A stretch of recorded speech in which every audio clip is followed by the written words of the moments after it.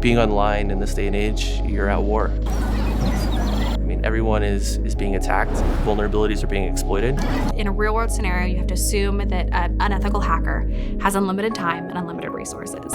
And so you have to go in with that mindset. At the end of the day, you want to replicate as much of a real-world scenario as you can. Companies that acknowledge that and embrace that are the ones that are successful.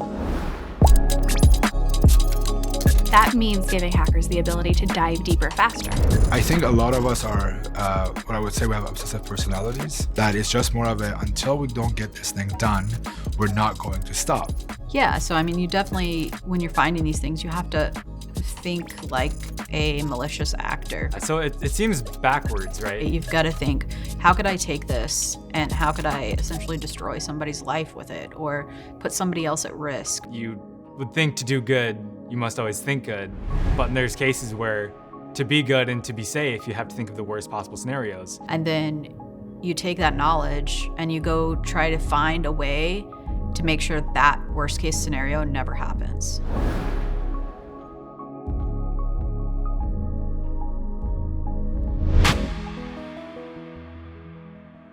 When HackerOne started, the security vulnerabilities that the majority of hackers found were all in production systems.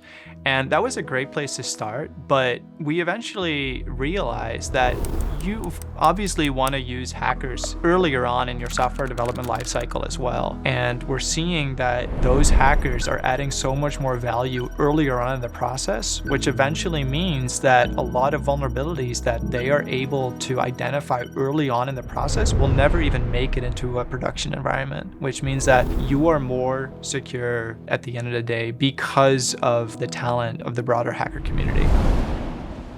I will invite any organization to come and compete with our ethical hackers on finding vulnerabilities. We have a number of large customers who run very large programs with us.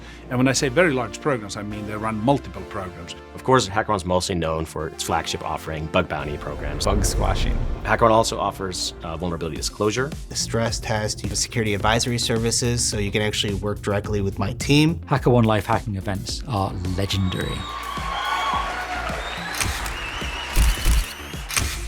HackerOne Assessments is one of our rapidly growing products, and that includes more specialized needs such as code review, as well as the more traditional pen tests. When hackers get involved in pen testing, it's that creativity and ingenuity that they bring. And most of our pen testers have either participated in bug bounty programs at one point in their career. They're starting to look outside the box and going beyond the checklist to do that creative, unstructured testing that often really results in impactful and interesting vulnerabilities. Most traditional firms don't have anywhere close to the breadth or depth of talent that our platform has. In my opinion, our hackers are the gas that is driving HackerOne forward, and our triage team is the oil and the engine that keeps things moving. We can basically be that one-stop shop. I think that that's helped them feed into this idea that security isn't a one-time event. So one of the most important things that CISOs need to be thinking about today is continuous security testing.